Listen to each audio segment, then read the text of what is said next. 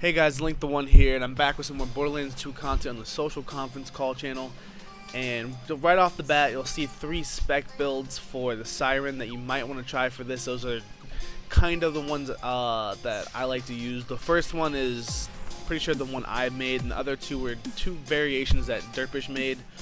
Make sure to pause the video at those to see which build you might want to use. They all work pretty well, but your key things are going to be your Siren Singularity Effect along with Immolate. Immolate and the Singularity Effect are your 2 favorite friends. So let's start off with the weapons. They're the key ingredients to this combo. It is a Fire Sandhawk, preferably the Flying Fire Sandhawk. It's amazing. A Ruby. Doesn't really matter what Ruby, but you need a Ruby. A Norfleet. But you do not need a Norfleet for this if you do it properly. If you go down, Norfleet's going to be the best, but you can do it without going down. And I did have a video of that, but the quality was worse than this quality. And I wanted to keep the quality consistent for you guys at this point. If I have a video of something and it's a good quality and a better version of it and it's better gameplay, I might go with the better quality. But in this gameplay, you will see what happens. I'll try to break it down as fast as possible. But let's get back to what I was saying. You need a Sandhawk, preferably Fire, a Ruby, a Norfleet or any rocket, and a Logan's Gun, Sham, a Bee, and there's some special techs I have. It's an E-Tech relic that gives you about 50% more health, and it gives you more rocket ammo, which you'll notice I have a shit ton of rocket ammo. It's really good. It's one of the E-Tech Blood of the Ancient relics, if I'm not mistaken, that's drops from the loot midgets. And I think that's all for the combo. Depending on your Norfleet or rocket, preferably corrosive or fire, if not both. You can also get an E-Tech relic for that specific damage. So like a 33%, which is the maximum you can get for it, of a corrosive or a fire would be amazing combo with a corrosive and fire Norfleet. Basically the best combo is you start off with the Firehawk. You want to go straight into a Psych Locking, hopefully bringing as many minions as possible into the middle with Hyperious, and you're going to fuck him up with that Firehawk. You're going to go straight up in that Fire Sandhawk, right up in him. You can do about a 1/3, maybe a 1/4 of his health in that first little burst. You're going to want to switch to your Ruby because he's going to double Psych Blast you, and you're going to be down to some low ass health. And what happens is when you Psych Lock him and bring a couple of his minions in, the Ruby will gain health over the AoE effect, the area of effect. So all the damage being dealt, and you want to make sure you get to your maximum health before you start trying to do too much damage to him directly or any damage at all. So that means you're ready for the next Psych Blaster too. Then once you can get all the minions together with the Singularity Effect, you're wanting to bring out your rocket, once again preferably a Norfleet, and you're going to shoot them all with the least amount of shots possible until he goes into the Shield Blast. It's a little bit different than his blast that does damage to you. It only takes out your shield and does no health damage at all. That only occurs right after he becomes unshielded by his minions.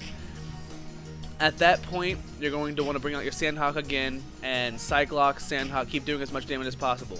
About this point right here, you notice he'll start to jump.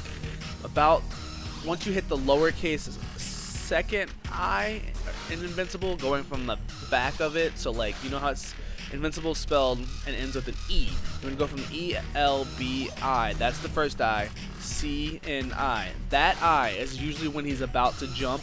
And when he's about to jump, you're going to want to control him. You're going to want to keep making sure you're running at all times, only putting in damage when you need to. You'll see I'm very aggressive here because I know if I go down, I have my Norfleet. But if you don't have a Norfleet, you do not want to go down. You want to try to stay as far away from him as possible. Make sure your health is up and basically fuck him up with the Sandhawk. Now, one of the key things to help you stay alive at this point is your Ruby and your Psych Lock. What you want to do is, if possible, so if you don't have the Norfleet, do not target Hyperious with your Psych Lock while you have your Ruby out. Target the minions, and what happens is when you Psych Lock the one, the other minions that are really close because you've been keeping them together, they will all get AoE'd, and that will make the health increase a lot faster and keep you out of danger in a better situation.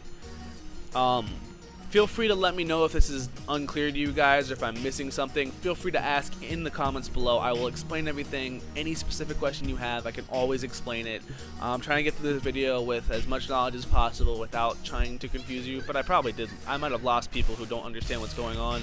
So like I said, leave a comment if you have a question. If you don't, make sure you like the video if you do. Back to the gameplay. Hyperious is dead at this point, and you really don't have to kill the minions. You could just leave and make them despawn, but I like to kill them just for the fuck of it. But yeah, that's pretty much my personal method for soloing Siren, or Hyperious with the Siren.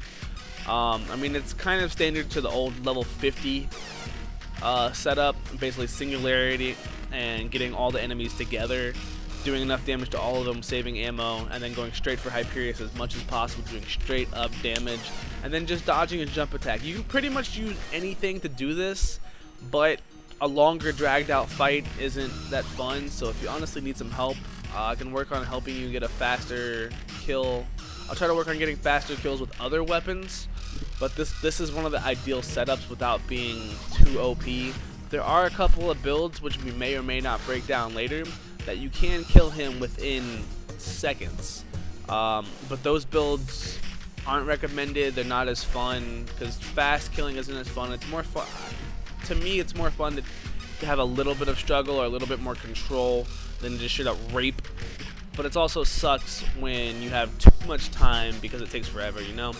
But yeah, so hopefully you enjoyed this little bit of tutorial to the build, my personal build, and a little bit of Derpish's variations of my build for a solo Siren Hyperious run. Like I said, if you have any questions, put them down in the comment section below, and that is all. I'll see you in the next video. Peace.